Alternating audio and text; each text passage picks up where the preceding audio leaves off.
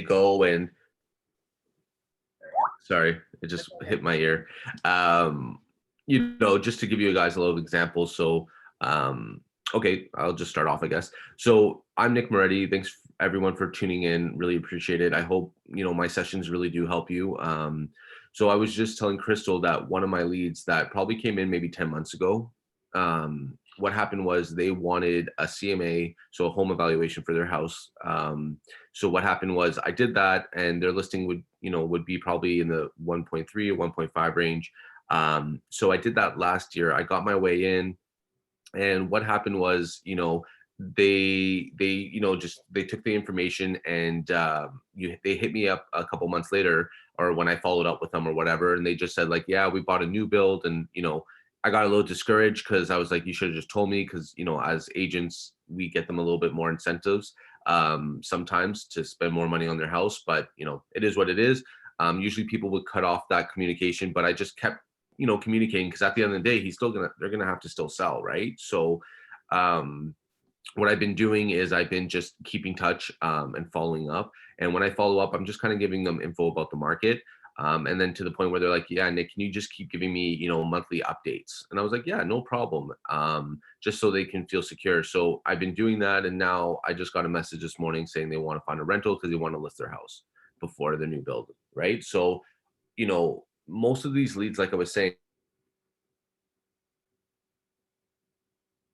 18 months, leads are really, really good, is because right now they're on Google searching for help. And as long as we give them the value that they need, what will happen is they will continue to trust us. But you need to also continue to follow up and, service your clients, and just to call them and talk to them like a person and build that relationship. That's how I do my things. And you guys will see that during the calls. But just wanted to give you a little success. This is one of the small successes that I have. But it's just consistent calling will always give you more and more opportunities. Consistency is key. And it's hard, right? Because you get into your head, and like even myself, like, I'm an active producing agent.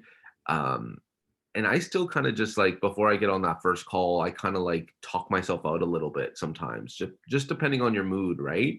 It's just like going to the gym. Like, you want to go sometimes, but just before you're going, you're just like, I really like where I'm sitting.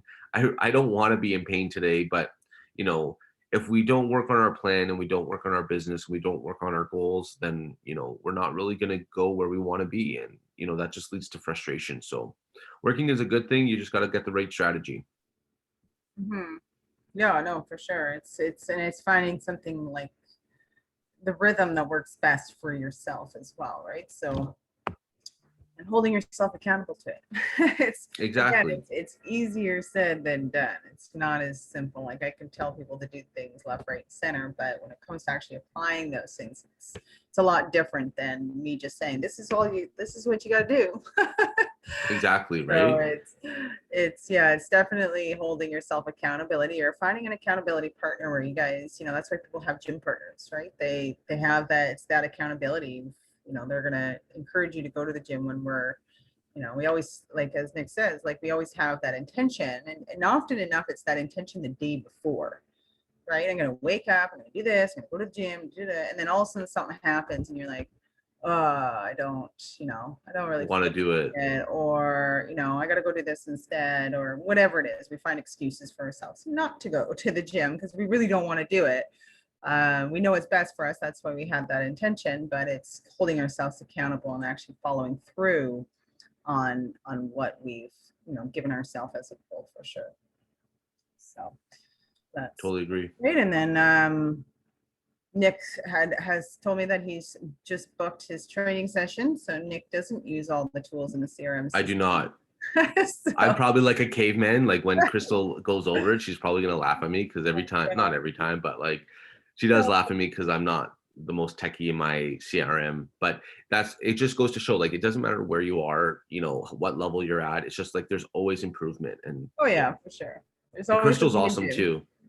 She'll laugh, but then she'll teach me. So like, it's a good thing, Well, it's just learning tools. Like if you're only using a fraction of your tools, you're really probably only working a fraction of your leads. 100%. So, a big I guess I'm going to say issue, but not really an issue, so to speak, but just something that is brought to our awareness is a lot of people will be like, oh, these leads are all garbage, or, they're all bad numbers, or whatever it is that they're getting frustrated essentially with. But when I go into the system, nothing's being logged, right? So I'm like, how do you, like, I can't even tell you if these are all bad numbers because you're not even logging that information. And how are Exactly. you keeping track of that? How do you know who you've called and it's the wrong number? So now you don't even know who's who and who has a good number, who has a bad number. But then nothing, again, it's just like they're not going in there and utilizing the tools. And the tools are there really to just assist you to perform better and to prevent leads from slipping through the cracks. But a lot of the time when people are doing that, I can't get a hold. And even if they are logging calls, I'll notice that it'll be like half of their leads, if not more, they've yet to even speak to.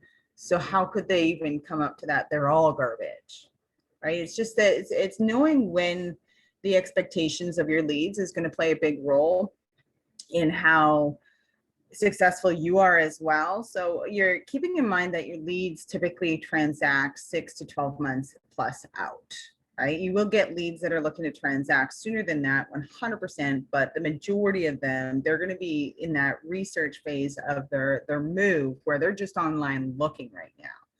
So with those leads, it's just really the follow-up is key, is keeping yourself top of mind with those individuals so that they don't slip through the cracks. And a lot of people will get frustrated at the fact that they're not transacting right away. And so they're all garbage, but they're not garbage. How I kind of like to put it is every single lead in your system, including the fake leads, it's a person behind there. They will transact.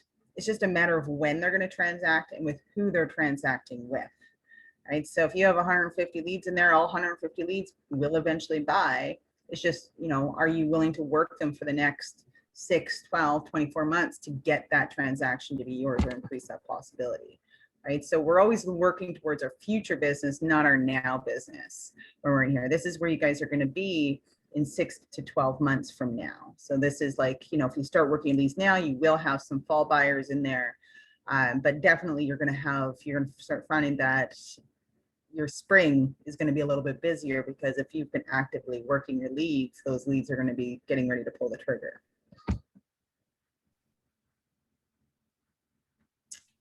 I think Nick is frozen there.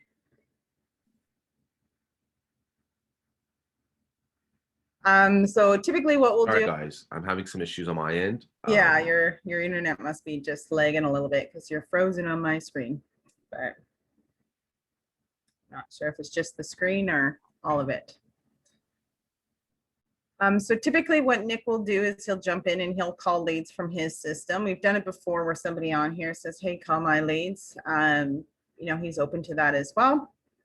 So if anyone wants that, just let us know. I just have to go make sure that we blur the data of your leads. So basically blur out their contact details. So anyone watching isn't able to see that information. Otherwise, if you guys have any questions before we start or while he's calling, you guys can use the Q&A, you can use the chat, that sort of thing, to kind of get, any questions, or even if he's having a conversation with somebody and you have a question with respect to that, or how he would follow up for things like that. So we're just going to wait for him to pop in. I know that we've got some newer individuals in this group right now. We've also got some of our we call it legacy customers that are in here right now as well. And now we're going to wait for him to come fully back. So while we're waiting for him to come back, does anyone have any questions that I could assist with answering right out of the gate?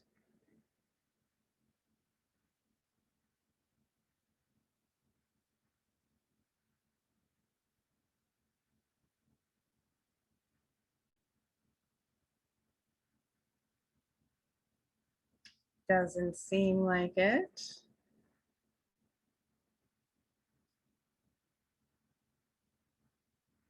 All right, how about raise a hand? So there's a little option on your screen to raise your hand. How many of you guys have found at least one deal? I know there's some new people in here that probably wouldn't have created a deal yet, but those who have been here, how many of you guys have actually found a deal in your system so far since the beginning, at least one transaction, whether it be a rental buyer, seller.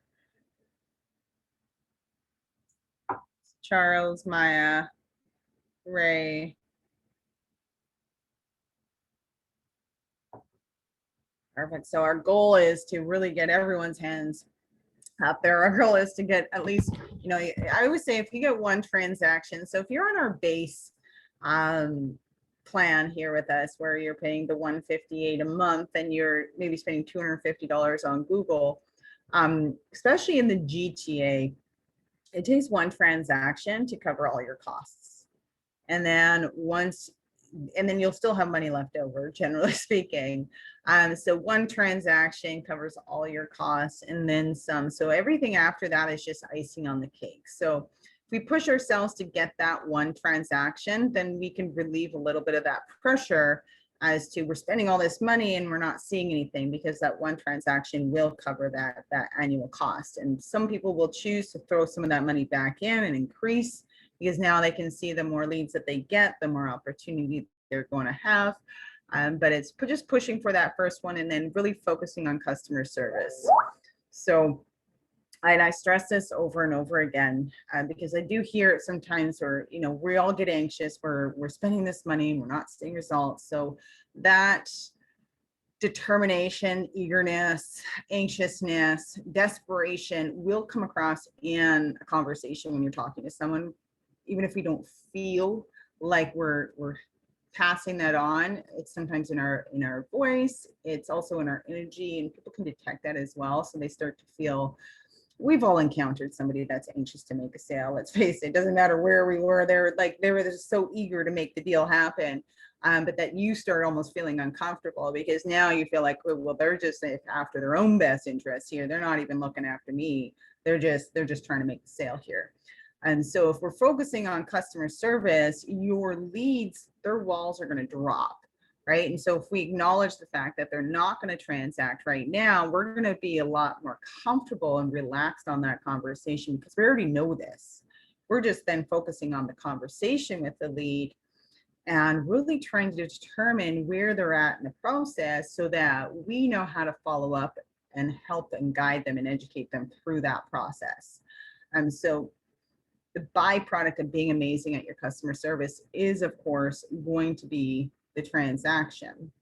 It just takes some time, right? And if you look at, not all your leads are going to answer when you do your follow-ups, and that's okay. We're all busy. We all don't answer our phones. We're replying to texts. You know, I have one and I've mentally keep forgetting to respond to her, and she sent it like 2 weeks ago. But it's just not a priority for me right now. So it's not that I intend to be rude and non-responsive. It's just not a priority for me right now. So it's not something that I'm actively engaged with. So so just keeping in mind with that, again, we all don't answer our own phones all the time, so we can't expect our leads to always be responsive to us. But it's just keep pulling through. So even if you call a lead eventually and they answer and maybe they already bought something, at least you can look at your call results and know that and efforts that you did everything you could to make that transaction happen. It just, unfortunately, it was out of your control. So, and that's where you kind of want to get with all your leads, rather than looking at your leads and then seeing that you didn't do anything really, and you missed out on that opportunity because you didn't pull your weight in the ordeal of just following up or even reaching out to the lead initially and having that conversation. So it does take a bit of perseverance, that's for sure. But just push through it. You will find results 100%. And the more you get to know the system tools, the better you're going to get at that, right? The system will actually help guide you. We create filters to help guide you and kind of pop up who you need to focus on and who you should be following up with and when to be following up with them. And it's just a matter of using filters, and it spits out these people based on you logging of information. So that's why we're always emphasizing log, because the system is we're basing a lot of filters off of those communication logs.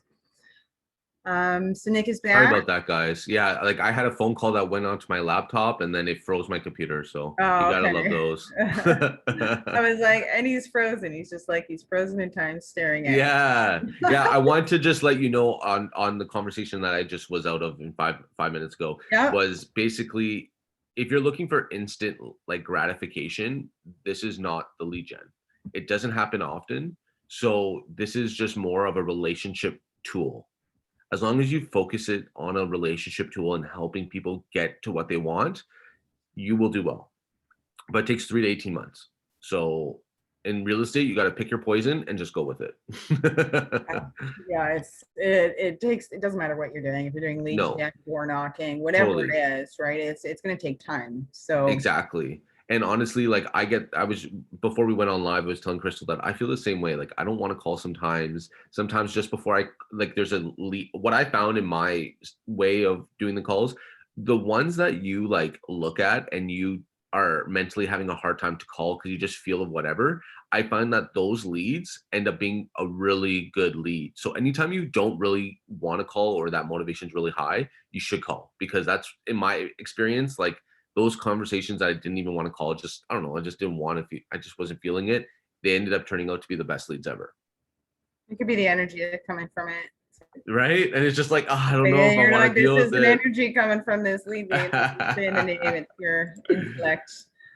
So you're getting like, you're avoiding that energy for whatever reason. And then you call and you're like, oh, this is actually a good thing that I'm feeling this. Totally. Yeah. Totally. And then I find just before we get into calls right now, what I found too is I find that you should have, if anyone's calling, you should have a notepad. Just because like you can do it on the computer, but like I find that if they hear typing on a computer, they feel like, you're not really listening. So I just write everything on here. And I also do, for example, like this morning, like I was calling people, but I would put calls, if they answered voicemails and then like nosy neighbor campaign. Cause I put people on, like, I find seller leads on here all the time, right? Cause not every buyer is going to need to sell, but let's say out of 5, maybe 2 or 3 will, right? So it's just making a habit of getting into the scripting and getting into the questions. Cause if you're not used to asking the questions, there's going to be opportunity missed, right? It's how I kind of, when you're talking on the phone, some people, they get hung up on what to say. I always kind of say if you were standing in your office right now, and most brokerages will have listings displayed somewhere, whether it be the window, the wall, and TV, whatever it is, the listings are kind of there for people to see. So how would you engage with somebody that walked into the office or was standing on the street looking at those listings in the window? What would you say to them? Right? So it's kind of like you're going to just start off having a small talk conversation and then kind of gearing into getting some more of the nitty gritty details through that conversation, more of a soft approach of doing it, right? So it's kind of the same when you're on the phone. It's just we got to bring those walls down because anytime we call somebody, they automatically think we're trying to sell them something. And we've got to reassure them that that's not the case. We're here to guide you and assist you with your home search because we understand that you're probably not moving right now. But we want to make sure the system is set up so you don't have to go anywhere. We're going to have it send you every listing that you need for when the time is right. You're already set and you're good to go, and we'll educate you through that. So it's really, it's taking the guess, don't overthink it. Let's put it that way. Yeah. A lot of people overthink it. Just don't overthink it. It's just call and have those conversations. Julio is asking if he's seen some videos, but do we have any written scripts? No. So we don't have any written scripts. Your best bet, and I kind of go back to like your old job, your first job where you worked anywhere, really, if you worked at fast food counter or even a retail store, wherever it was, they didn't give you a script in what you say to the person when they come up to the counter, right? You stood there, you job shadowed, you watched, you repeated. So it's the same kind of concept when you're doing the live dials where you're just watching, absorb it all. A lot of how I will talk to people or talk to you guys is just from me watching videos over and over and over again and just kind of sticks like glue. If you're reading a script and going off script, it sounds like you're reading a script. even if you memorize that script, it'll still sound like you're reading a script. And then what it also will happen is that you're so reliant on that script that you'll never actively be listening and engaged in the conversation because you're waiting for the answer to a question that's based in your script rather than just having a free-flowing conversation. So I would just almost have, instead of a script, is perhaps have a piece of paper with just some details in front of you of these are things that I'm trying to get answers for, right? The most important thing is their timeline. We need to know when they're actioning. Everything else, you know, you can find all the details, but their timeline is really what's going to assist you in how to follow up with them. So that's what your tidbit of information you're trying to grab. Everything else is just generalized conversation that you can have with them. And then your info grabbing, just, you know, you'll get a better idea, right? Just let the conversation go. And as long as you have that little bit of a guideline, then you know, okay, oh, I didn't ask a question about their situation, like do they own or they rent, right? So I need to know that. So you can somehow bring that up in conversation. So it's, you know, just have little points and don't hold yourself, you know, if you can't get all the answers off the first call, that's fine. You'll be able to get them in follow-up calls. Yeah, and like what you'll see in some of my calls that we'll get into in a moment is just like when I talk to someone, I find out their criteria. I usually drop a seed just saying, hey, you know, thank you for giving me your updated criteria. What I'll do is I'll send you a new list and I'll follow up with you in a couple days. This is not to, you know, harass you. This is just to make sure that whatever you're finding on that list is you're finding the right things. And if you want me to adjust it, you can adjust it. And plus I get to talk to you again. You know, it's about that relationship because like what you want is listings to get sent to them, what they're looking for. And as long as they're looking and they're opening their emails, like they're still watching, right? Like it just takes time to find the right one. So like it's just trying to figure all that kind of stuff out, right? But once you have them looking, it's just then you just got to keep hitting up, hey, have you seen anything? Do you have any questions? Like it's just doing that. And then once you get so busy with other things, they're going to start hitting you up and be like, oh yeah, I'm ready to see this house. I'm ready to do that. And that's the way that this lead gen works. So the more hours you put in, the better it is. So like what I would do if anyone's new to this, I would schedule like putting in 10 hours a week into Agent Locator. Like actually not just the calls, but like calling, you know, scripting and making your whatever your campaigns, but like you need to spend like 10 to 20 hours a week just so you can get the idea. And the more that you work on it, the more things are going to cross path and the more calls that you're going to get. So anyways, all right, let's get to it. Let me just share my screen.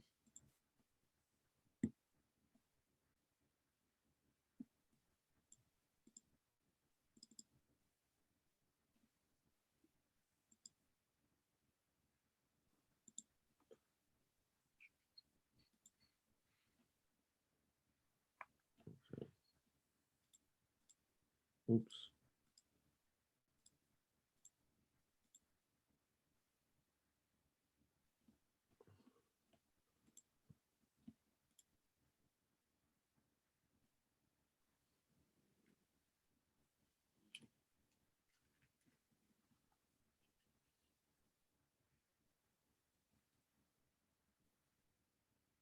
You need to share your audio.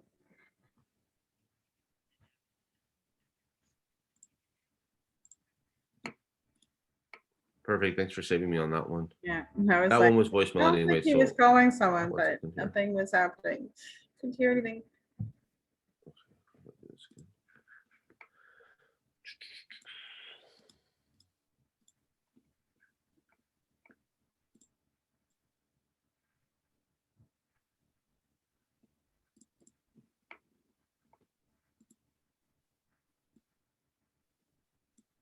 How do I do this again? So annoying. Sorry, guys. What are you trying to do? Just trying to share, but 1 second here. I can see your screen. Yeah, never mind. Oh. Share computer sound. There we go. Now we're good.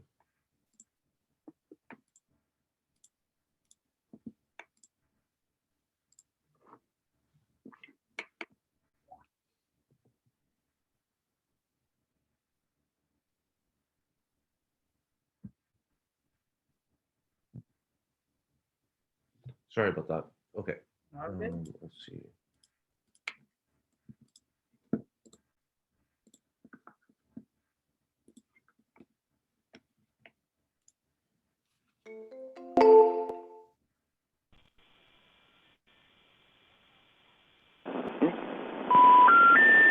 Your call cannot be. So wrong number. So, or bad number. So I would put invalid. You log your And call just- as wrong number, it'll automatically do that for you. Oh, okay. Sorry. Yeah.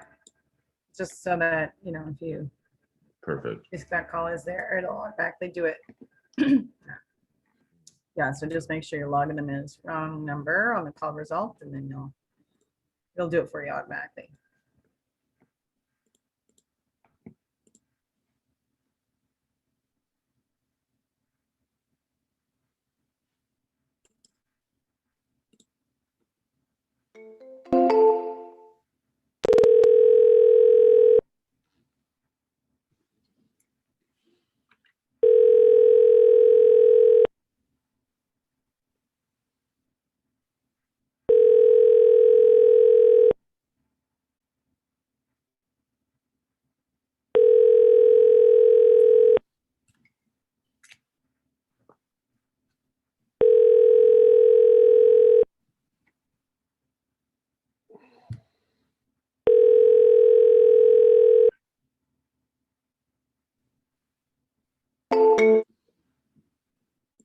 Okay.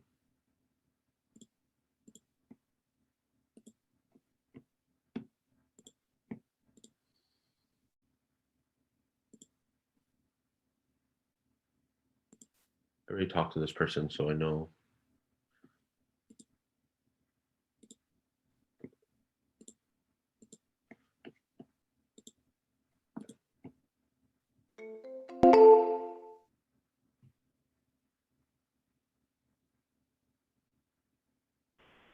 Sorry, I can't take your call right now. Leave your name and number, and I'll give you a call back as soon as possible. After leaving a message, you can hang up or press pound for more options. Hey Jesse, hope you're doing well. It's actually Nick Moretti calling. I just want to reach out just to thank you so much for coming onto my website on MorettiRealEstate.com. And I know you're probably in the information stage. All I just want to do is just know what your criteria is and send you a fresh list of homes that are available. I just don't want to take up your inbox. So just let me know and reach out to me at 416-559-5301. And I'd be happy to tailor the list of homes for you and get to know you a little bit better. Other than that, take care and have a great day. Bye. Like I was saying in the past, like I always leave voicemails just because I do get calls back.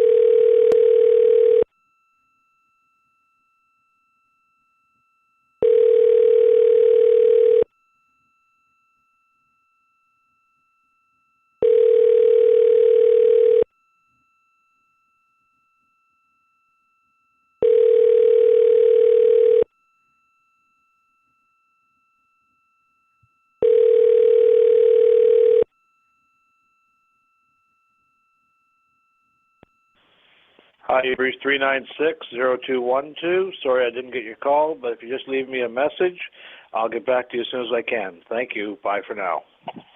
Hey Daniel, hope you're doing well. It's actually Nick Moretti calling. I want to reach out just to thank you very much for coming onto my website on MorettiRealEstate.com. And I just want to make sure that you're able to find what you're looking for. My number is 416-559-5301. I understand you're probably in the information stage. All I just want to do is send you a list of homes that you do want to see, just so you don't scroll like, for a couple of pages and not find what you want. My goal is to connect you to the properties that you want to see. So give me a call back and, I'd be happy to get a proper introduction with you. Talk to you later and have a great day.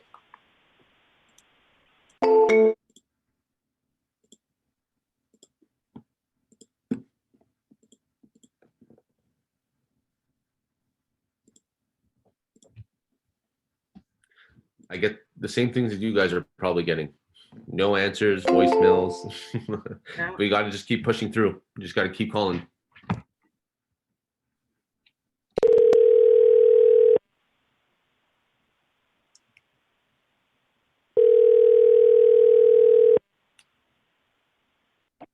Hey Hello. Nazar, how you doing?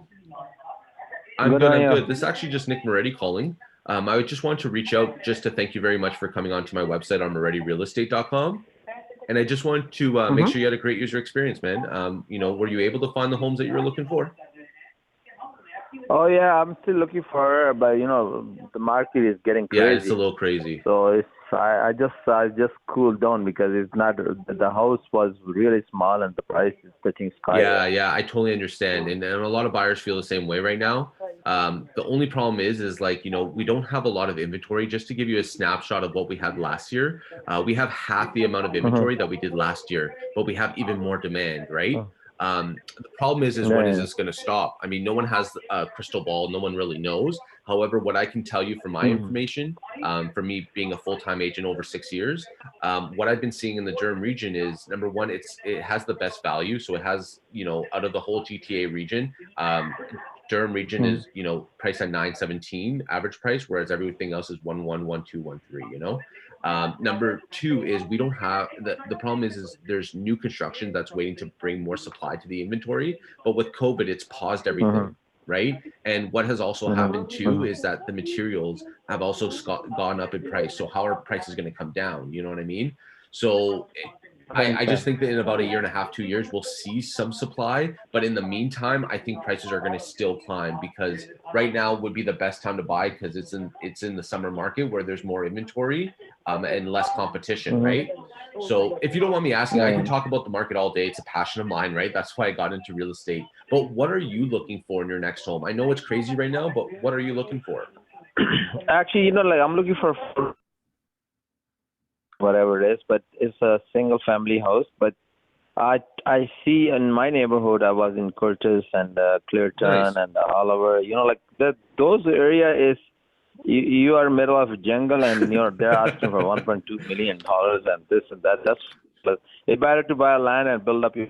Totally. You're gonna end up with nice house with totally. But even land here. So I'll tell you the reason. Oshawa, so Pickering, Ajax, Whitby, they're doing very well. But Oshawa has so much development happening, and there is a little bit of stigma in the south, but it's changed a lot in the last couple of years. So that's why people are actually skipping to Clarington, because Clarington actually has nicer communities and it also has newer builds, right? Whereas Oshawa has a lot, like in the center, has a lot of older homes, and then more in the north end is more newer builds, right? So the reason why Clarington's prices are going up because there's more new builds here. And you get a lot more value. Because I actually, I live in the middle of Ajax. I moved in 2012. Okay. At that time, believe it or not, that at that time, I wish I can buy 10, because they were about for 300, 350. Because I got a property there 7 years ago in Ajax by Lifetime. By Salem and Mandrake. Yeah, that's where. So that's where one of our properties are. But yeah, I should have bought 3 at that time too. Because now they're all worth a mill. Actually, that's the point. Right now, I don't know why the people getting crazy and okay, I understand how the bank approve it and how they pay the cash, and I really don't understand. I don't know what kind of game they're playing around, but this is ridiculous. I see there a house that you can't even step in, and you don't want to see it again. And they're asking for 800, and you are giving them 1,100. Yeah, $1.1 million. Yeah. So I totally understand, and I understand your frustration because I have buyers that feel the same frustration as well. But what I can tell you is how everything works, as you know, is everything is based on comparables in this business. So if our neighbor sells for 800, then the next one, plus or minus, even if it's not as great, sell just less or much more, so it's just tough and it's frustrating. But the problem is if everything keeps selling high, then that means the newer listings are going to sell high. And now the problem is the newer builds are selling, the detached ones are selling for 1.2, 1.3 now, which is pushing prices up. So everywhere is going to go up. So the question is really depending on what you guys are looking for, I think it's important to lock in your price that you're going to get now, because it's only going to keep going up.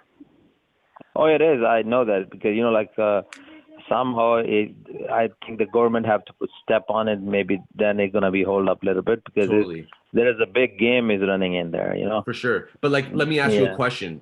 What is the government really gonna do? Right now, the problem is we have a supply industry. Because for example, few things that last time they already. I think they have an inquiry that they just do investigating because they are not getting even one penny out of $1.3 million. So that's why they say there is a people, they are buying a house and they are showing the income is, for example, you and me, we are two people that are buying a house. Yeah. And our income is 30,000. We're showing up in the paper and we're buying $3 million houses. And they're going to come after us. Yeah, so that's going to come after people who are like, not doing the legal mortgage things and doing the shady ones. But I mean, that's what. But the thing is sorry like to as cut you long off, in Durham region, that's what they are doing. I know personally because I'm a contractor. Okay. And I know, a lot of things that is, like I see a guy that he works $15 per hour and he buy a $1.2 million house and his wife is not working. I don't know how the hell he's going to afford that. So I totally hear you. And there are people that do it that way, but I can tell you why. The other thing down here is, remember, just like 5 years ago, like we were talking earlier in this conversation, homes used to be 300. Now they're worth $1 million. So that's owner occupied money. So they're selling their attached home or they're detached, and now they're upsizing and getting the double car for the 1.3, 1.4, 1.5. Right. So it's not every single person. And if it was every single person, I'm telling you, we wouldn't have sales like this. I understand. So my question though is this though, because you and I could talk about the real estate market all day because we're both passionate about it. But what are you looking for in your next house when the time is right though? Like, are you looking for a 3-bedroom, 3-bathroom? No, I don't like 3-bedroom because I have 4 kids. Oh, okay, nice. And they're adults. So maybe if 4-bedroom up there, I don't mind if his basement is not finished. I can do it my own. Yeah, because you're a contractor, you were saying. And that's what I'm saying. You save some money in there. And, exactly. I sell my house in I think 2019. Nice. And I have a 4-bedroom, very nice house. Actually, I have a little mortgage issue. That's why I have to sell it out. Yeah. At that point, I sell hardly for $750. Nice. And I know if that house I have it now is going to be about $1 million. What? Yeah, 100%. 100%. Yeah. Because like everything in Ajax, if you have a double car garage that's 4 beds, you're looking at 1, 1, 1, 1, 2, depending on how the finishings are. I just like on Rushworth, I see the house 2 days before it's coming market. Yeah. And that house is from inside. If you tour it, believe me, it's really not worth whatever they got it. I don't know who bought it, but they are asking for $1,050,000, and they got it for $1,250. Yeah. It's happening, Even in North Oshawa, I sold another one that was listed for 1.1. We sold it for 1.25, and I still have the highest record on the street. So, like, I understand. In Durham region, in Oshawa South, this is the only opportunity you have right now because a lot of people, they don't want to go there. Yeah. Nobody wants to live there. Yeah, it's true just because it's so further, right? But you know what? With all the big box retailers coming out this way, a lot of people don't need to go to the city to work anymore, So that's pretty good, right? But what I can do is I can send you the 4-bedroom, 4-bathrooms homes just in, do you want it in Oshawa? I think a few of them, maybe you said it already. I don't know which email is coming from. For sure. What's your name? So I'm Nick Moretti. Okay, Nick Moretti. Yeah. Okay. So what I can do is keep eye on it because I have a lot of email, coming from different real estate totally people. Understand. Because I work with real estate people. I got a lot of jobs. Yeah, for sure. And it's good to know that you're a contractor, and maybe we can meet up for coffee sometime this or next week. So I can see what you're looking for. Yeah. So I can also, I'm always looking for people on my list. You know what I mean? Like I already have a contractor now, but I always like to get new opinions and just to see, right? Because you don't know what's out there. No problem. If you have any, just update us. We give you a better price, whatever you have it. Okay, perfect. And we try to finish work before the time framing. We'll give it to you. Perfect. Okay, cool, man. So just before I let you go, because I know when you came into my website, the criteria wasn't that great. It just says anything over 250 in Clarington. So let me narrow that, because like you said, you had a lot of realtors. I don't want to be a realtor that sends you, things that you don't care for. I want to actually send you homes you want, right? And opportunities you want to see. So let me understand. So Oshawa, Clarington, that's what you're looking for, or are you looking for outside areas in that? No, I am good because the Ajax is get crowded. I don't live in crowded. It is, and even Whitby's starting to get expensive. Like average price closer to $1 million. Oh, the Whitby is actually, they have good houses and they have a really bad houses. Yeah. It's like I tell you, it's good. Yeah, I know what you mean. So I'll send you Oshawa, Clarington, and then I'll send you 4 bedrooms, 3 bathrooms, or 4 bedroom, 4 bathrooms. If you have a 4 bedroom, 3 bathroom, I don't mind. If you have 4 by 4, I don't mind. Okay. Also, yeah. like if you just try to do it, the Curtis Yeah. area. Yep. Like Curtin, but I don't want to go a little far because my wife is a city girl and she don't want to yeah, live trust on me, I middle understand. of jungle. I understand. I see a house yesterday. Believe me, it is new build house. Is like a beautiful Nice. house. They're asking for I think $899, Wow. but she said no. If they give me free, I'm not coming. That's so funny. So So just really Curtis Bowmanville, and that's where you stop it, you're saying? Okay, yes, cool, that's what cool. it is. So I'm gonna send you 2 lists. I'm gonna send you one in Curtis Bowmanville and one in Oshawa, so it's easier, okay? And then I'm Appreciate gonna that. send you a list between 7 to 1.4. Doesn't mean you have to go up there. It's just that's kind of the range where they're selling. I know you're not gonna go to the 1.4, but just to show you. Dick, I have a guy that I have real estate that I've been working with him for a long time, but sometimes I just feel that it's not worth what I'm looking for because sometimes mostly I send him listing. He never did. I know what you're So saying. I asked him. I said, "Man, I want you to work for grab me. something." You know what I mean? Yeah. Yeah, that's actually, you know what? When you hire a real estate guy, he has to work for you, so at least find out some good deal for him. 100%. And I work with a lot of people that have stuff off market. Like right now, it's hard because everyone wants to go on market because they know that's where the cash out. How's your mortgage connection? Good. How's I have those connections that you were telling me about, and I also have some other good ones. But I have both. No, actually, I have a few because I don't want to say on the phone, but you understand what exactly. I mean. I know I can read between the lines, just like you. Okay, I understand. That's I don't want to go deep. Me either. It's good as long as you have a good hot spot. Yeah, don't worry. I can make things happen. I helped a lot of people. I'm actually in the top 1% in Durham region. Last year I did about 30 transactions myself. So, I know the market really well. I do deals usually weekly anyways, multiple times a week. So I see firsthand of what the market's doing, which is super important because especially when you get into the multiple offer stage where there's like 5 or 10 offers, I have a little bit more of an idea where it's going to land and how much each offer is going to cost. And how I do that is from my, from always putting offers in every week, I get to know like how much each offer costs, One more quick question, Nick. For example, if you have $1 million, like they're still looking for 10% or 15 or 20, or they mostly ask for 20%? So obviously it's upfront? case by case, but usually if you're doing $1 million, you probably have to put 10% down because CMHC will not fund anything over 880, I believe. That could change, but from my understanding, no, that's what I'm saying. If you have $100 million, that you can still offer them 10%. You can be able to. There's programs, but you have to qualify. So as long as everything qualifies, you should be able to do that. But I think it really just depends on what you really want to do. Do you want me to give you a connect of a mortgage broker so you can talk to them, or not at this stage yet? No, actually, I don't want to talk about them. I have a guy that, Perfect. They work very well and they took 2%, 3%. Some of them, they took 5%, but are you giving, you don't have to give them anything. They do their own, right? That's why they're doing it that way. That's why they are doing actually. The thing is because, the regular bank, they don't get into that kind of things because, if the house is worth $700,000 and you are jumping to $1100,000, they say, okay, bring in $500,000 up front, then we're going to give you a mortgage for $700,000. But I think what you're doing is more private, which is fine. Just because what you can do is just get private for the second and then refinance with an A lender afterwards in 6 months. But if you work like that way, I don't mind to take $1 million house, wherever it is. But if it's, like a 10% cash, I have 15%. I have, for example, if you have a 20% and you buy a like 300K, 25. Yeah. No. And if they do, they should do something else too. Which nobody have it. I don't know. No, exactly. But yeah, remember, you don't have the to people figure who've the been whole doing thing that, out, and how you gonna survive. And especially this 100%. pandemic, pandemic already robbed them. People. I have a own business. I close it down because I lose a lot of whatever. No.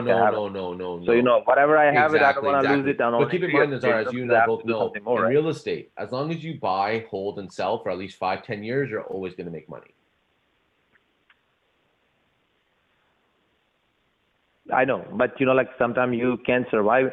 Okay, if you have the first property you bought it and people cheat with you and they don't tell you whatever they didn't, in between. So, like I tell you, at the beginning when I buy a house, I didn't know that my mortgage was $2,700 and Yeah, it which is jumped crazy. to How is that $5,000. going? And like, How that's the a hell lot am I of going money, to do it right? for? Like before expenses. Yeah, and the principal is zero. It's just So pure interest. whatever you are giving them, Exactly. you're not getting back anything. So that's why I'm Yeah. saying when you do private, you just got to That's watch what terrible. you're signing, because sometimes like that stuff happens. But I mean, at the end of the day, Nizar, like, I've helped a lot of my clients build wealth and make really great investment moves. And that's why I'm still here today, because I do get a lot of referrals and my past clients still use me, right? So what I'll do is I'll update the list for now in Oshawa and Clarington. And then what I can do is if you do see anything you like, let's go see it, just so you have an idea.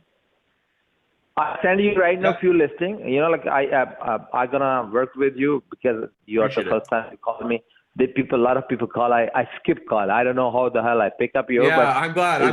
You're meant to have a conversation. You know what I mean? So I do this a lot for everyone. So if I can help, just let me know. You know what I mean? Yeah, you know what? Upfront, I could tell you that 10%, $1 million, I can give it to you right on the spot. Like it's 20%. Totally. It's hard for me, so I have to go under So $1 million. my strategy for you understand? would be to do it this way, if this is okay with you, Nizar, is to find homes that would sell, like 4-bedroom, 3-bathroom homes that would sell between the 8-9 range, and then you can pimp it out with an unfinished basement. You know what I mean? Because that. Right. Actually, I send you all these, whatever they have it. They are asking for $799. Yeah. They're asking $749. So from there, they're all Clayton and Oshawa. So if you can do that one, work out. Just think that where they can jump, because there is a 3-bedroom. Exactly. You have to build up a basement, and the house is not really good shape. So I have. Why I want to take it? Because I can renovate them, and after 2 years, that you can realize this is the same house. And what a lot of people have been doing, and since the city of Oshawa has been really stepping up and trying to make more units happen, if we can find a really good, but a lot of people are doing this too, so it does go up in price. But if you can really find something just with a separate entrance, and then you can legalize that basement, then you can either hold it and keep it in your portfolio if the cash flow is really good, or just sell it afterwards and make an extra 100 because it's now legal. We have a very good connection, brother. I have a very good connection. We can do those separate entrances very nicely. For example, if I buy my own one, I can make it within $3,000 to $5,000, and if I'm gonna make for somebody, I'm gonna charge them $15,000. Yep, I understand. You understand what I mean? So then, So I send you some listing, and I don't want to kill your time, and I work on out, and see where we're gonna hit up, and whatever is the better one is, just let me know or text me. I'm gonna text you my number now once we get off the phone, so you have my direct number, okay? And then that's the number. No, okay. the This is number your that I'm number. calling you right now is my office number. I'm gonna call you on my direct. I'm gonna send you a text on my direct number. Yes. Just text me, please. Send me the listings you like, and then I'll take a look at them and I'll tell you where it's gonna land. And then in the meantime, while I get that, I'm gonna update the list for you. So if you see anything else, you let me know, okay?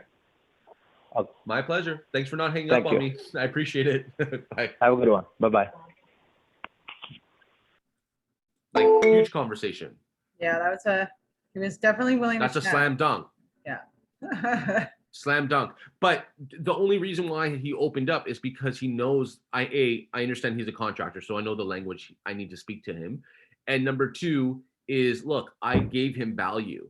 The only reason why he opened up is because I gave him value. And the third thing is, hey, look, I called him. He has a realtor that he used for so many years that is not working for him. Now he's like, wow, I'm gonna call you. I'm gonna talk to you, and I'm gonna see where this goes. And that's all you need. I just need an opportunity just to earn your business. Once I got you, welcome aboard. Yeah. No, absolutely. So that's how it. That's exactly how you do it, guys.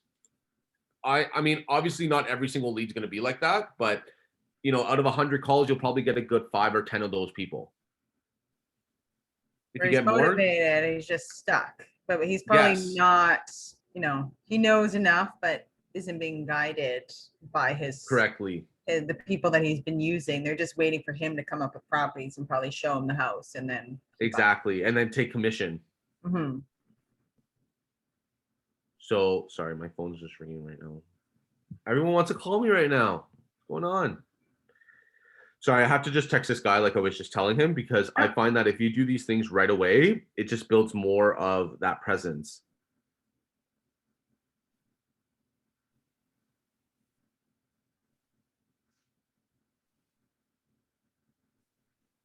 He seemed pretty cool too. Yeah.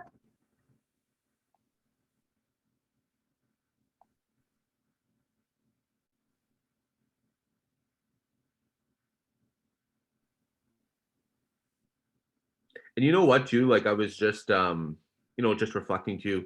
The hardest part about this business, like especially when you start, having Agent Locator for 6 months, 8 months, and you have like leads, it's so hard to just like remember people down the road that you had these great conversations with, because as long as you're calling every day, you're gonna have more and more of those. So like, I think it's a super important to like, even that's why I'm teaming with Crystal right now to go see her tomorrow, or tomorrow for my appointment, to learn how to I can just keep doing this, right? Because like we're all So spending money. calls like this don't get lost in the mix of all the leads. Exactly. Because that's what inevitably happens, because you'll get busy and then you'll talk to a bunch of people, and then a week or two pass, and then you're like, oh, what was their name again? Like something wasn't logged, and now you've missed out, or potentially missed out, just with the lack of logging or understanding the tools that are given to you. I have to write all these notes, so I'm so sorry, guys.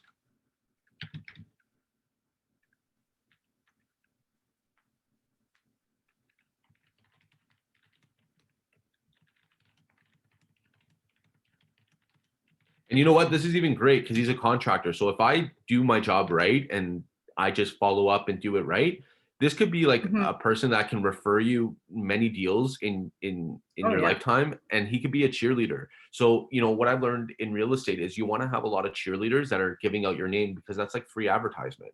And who doesn't love referrals? I love referrals. Yeah. Oh, absolutely. See, he already just responded back to me with a few listings. Yes. So it works.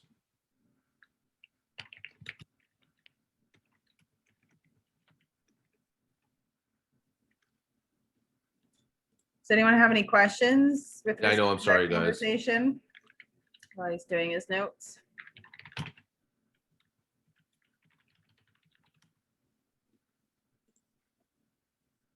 Oh, shit.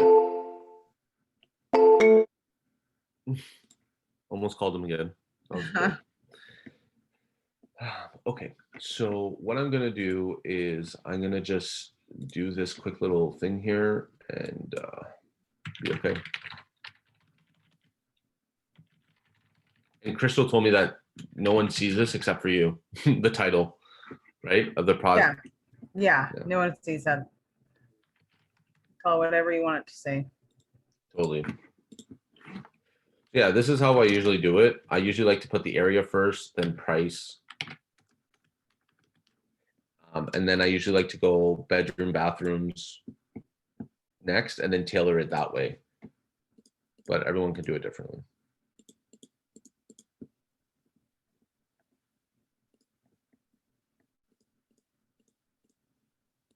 But I think the best thing is too, is like anytime that you're calling, I think that it's super important to have a goal in mind. Like, what is your goal calling these people? Like for me, when I'm doing these calls, like my goal is to add more names and more emails into the Nosy Neighbor campaign. So then later on, I have a seller list of like 150 people that I can go back, and now that's my lead generation machine for listings. Takes time, but I mean, still, right? Yeah, it takes time. It's just like door knocking. Never you guys ever do door knocking. You're knocking on doors, but they're not all moving right now, right? It's a follow up that's going to get you that listing eventually.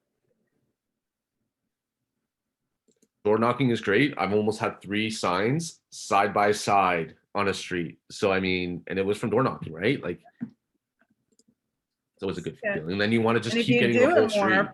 People will start to recognize. feel committed to you. So like if you pick a small area and just consistently door knock it, so you're hitting those same houses every few months kind of thing. So if you're obviously not picking an area that's massive, but people will start to feel, because you're having conversations, just checking in, and you've got their names and what have you that you've introduced in the past, so you're kind of keeping track of that.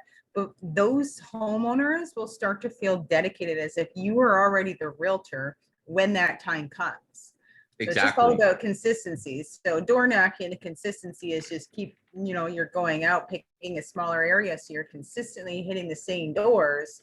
Whereas lead generation, it's just your calls. So you're consistently calling those same numbers. Exactly.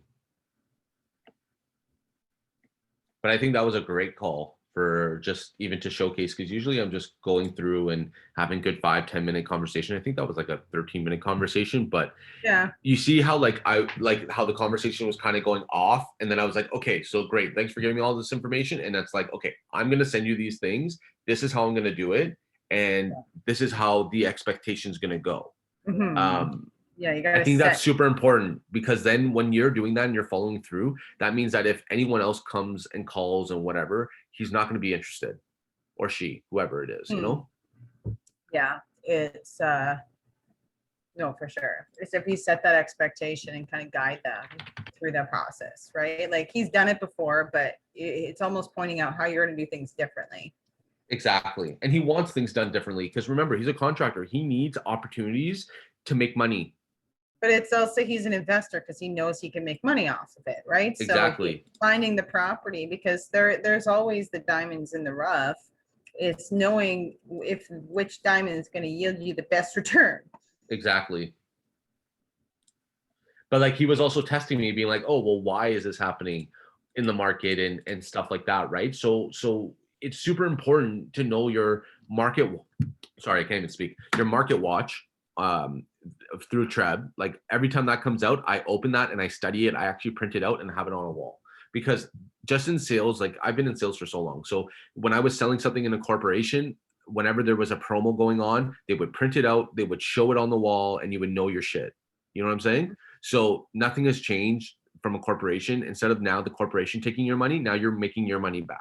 So you have to act like a corporation and make sure that you're very business oriented, and you come off professional. A lot of people who do make calls, that I've heard in the past, not saying people on here or anything, but they're not into it. They're just like, oh yeah, that's cool. Yeah, I'll set you up on that list. Like, that's not what they want. They want someone who is a shark. Well, I it mean, takes not everyone. leadership, right? Some people need to be guided.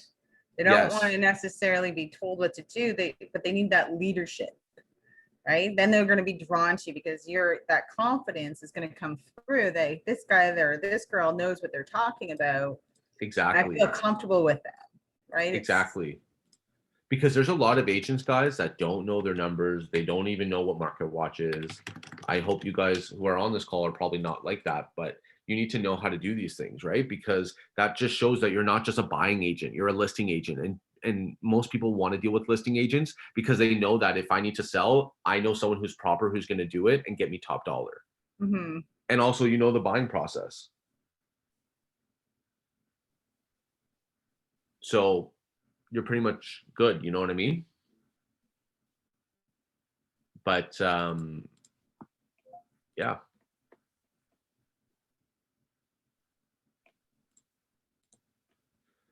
But yeah, that lead's hot. He's still texting me now. He just texted me saying, I hope you can find me something. Yeah, that's good. There you go. And make sure that, like, have people on BRAs. Like, now he knows who I am. Now we've been talking. Now I'm going to be talking to him for a little bit. So I'm going to hopefully sign him up on a BRA the second or third, or hopefully the first time, just to let him know, hey, look, you have another agent. I totally understand, but this is how I work. And if you want to work with me, this is how you do it. Mm-hmm. So it's you're doing that stuff right up front, where they could just say no and you could lose a client. Cool, but you know what? How many times have you shown a house where they went back to that agent and all your fucking time, gas, kilometers on your car, goes? So, like, fuck that. I've been here six years, going on 7. I've been through that in my early careers, and I choose not to do that again. I rather fucking sit at home and chill with my dog and wife, or whatever I need to do, rather than going out and showing someone else's fucking house that they're not going to use me. but that usually doesn't that never really happens, so it doesn't matter anymore. But I'm just letting you know because there are people, because I've gotten agent locator leads at the very beginning, you know, of my career, where I would show houses for them and they tell me they're not working with agents, but then when they go into that house, they're like, oh yeah, you know, we will call our agent. It's like, fuck you. Yeah, basically they're being Like, told in many cases, just Totally. do this. I can't And I go hope with all this yeah. or whatever. Let them in, you know, don't tell them this, right? So then, yeah. And remember, if they say no, then you know what? Like, it's sometimes a blessing because they might have just want to show a house one time and then you know forget about the idea. And I think as real estate agents, that's the hardest acceptance to deal with. You know, I had one person that was ready. She didn't want to sign a BRA, but she wanted to go out with homes with me. She was like looking for 800K. She said no. She, you know, she didn't want to sign it. I said, okay, sorry. Like, you have to be okay to lose the business if you want to do that. You know, a lot of people would have just went, and maybe I missed an opportunity. But you know what? I'm busy. So I you can don't only get want to burned fucking so many times before you're like, yeah, not doing this again. no. I'd And rather just sit like at it home really, and chill. it's and the only thing you can do in those cases is just, you know, okay, so every time we go look at a home, though, we're gonna sign an agreement specific to this address. So if you don't want to commit to me fully, that's fine. But every time I show you a house, we're gonna sign an agreement Totally. specific for that. Totally. That way you're not locked into me for everything else. It's just the listing Exactly. I show you. So you try to get the commitment. If not, then you go for the just tailoring And then, property. you know, you do that probably a few times. They get tired of signing it. And then they're just sign the done. full one. Exactly. They'll just sign the full one. They're just like, all right, let's just do this. Let's just get it done. Because you're just testing each other, right? And my script for that Exactly. is It's like an interview, working interviews, right? Exactly. So they don't want And to my sign. They don't even know you. They don't want to sign something. yeah. Yeah. I just find the hardest part out of that whole thing is getting the driver's license. Okay. Because you have to get the driver's license. Because if yeah, you don't, just gotta, like, you know, you don't. it's you got to put them in the seller's shoes, right? Like, would Nope, you I totally try- understand. Would you rather these people? It's just hard that you're talking to someone that's really hot, and then this is how they're like, okay, perfect. I want to see this property. Okay, perfect. This is how it works, right? And after they're like, oh, my driver's license, like, I don't feel comfortable. So what I've been trying to do to get around that is, okay, when I see you, I need to see it, and then you need to snap a photo, you know? Yeah. Just because you need it for FinTrack. And plus, how about if their name's not even that? You have someone fucking written on a contract's name that's not even the right person. Yeah. You know? So, you know, and also too, you can just say FinTrack, right? Like, the script that I use is, you know, I totally understand you might feel like that. However, in Canada, if you're looking to, you know, buy or sell property, you need to give me your driver's license anyways, because I need to make sure that you're not a money launderer or a terrorist, which you're probably not, right? And then I just make a joke out of it, right? But what I've learned now is people who don't give it to you is kind of like a red flag. Like, it's just like, okay. And then you start weeding people out, right? And it is what it is. But Oh, for sure. but that's essentially that, you know. And I find that this gets easier to get signed once you have more more touches with them, like you talk to them 5 or 7 or 8 times. Yeah. So anyways, but I hope you guys enjoyed like our class today. I know that I only had one conversation, but it was a pretty good conversation. I think that's what most people want to see. Yeah, they like need to those hear type. conversations. So it's good that you had a good, you know, I think you only made 2 calls and got someone on the phone. So it was a good But like enough. that's how it is for me. And like the hard part for me is to, like, once you get 10 of them, is to keep going. Yes. Because like now, look, like I've probably done, I've written down, I did 6 or 7 calls, but out of those 6, 7 calls in like half an hour, 45 minutes, I really only talked to like one person that took up most of my time. So Yeah. the hard part is just to keep going. Yes. Because I know how we all feel as a salesperson. Oh, great. Yes, someone wants to use me. Okay, my day's done, and see you later. But, you know, if you want to be a top producing agent and hitting numbers that, you know, you can only dream about, you need to just be consistent. Yes, sir. But yeah. Perfect. So anyone have questions or pretty I much was just done? wondering what you have on your wall today. My wall behind me? Yeah, because you said So, you yep, have I moved my office. So behind me now is so I actually sorry, I'm just switching this here. Over here is from So I'm in Clarington. So there's that little thing here is from Pink Decor, who is super cool. It just says home as a noun, and it says that. And then my artwork over there is from my past client. She's an artist, not so starving artist. That's her business name. It's pretty cool. But yeah, that's what I have there. And then I just have like a boss, because I'm a boss with a plan. That's all I have today.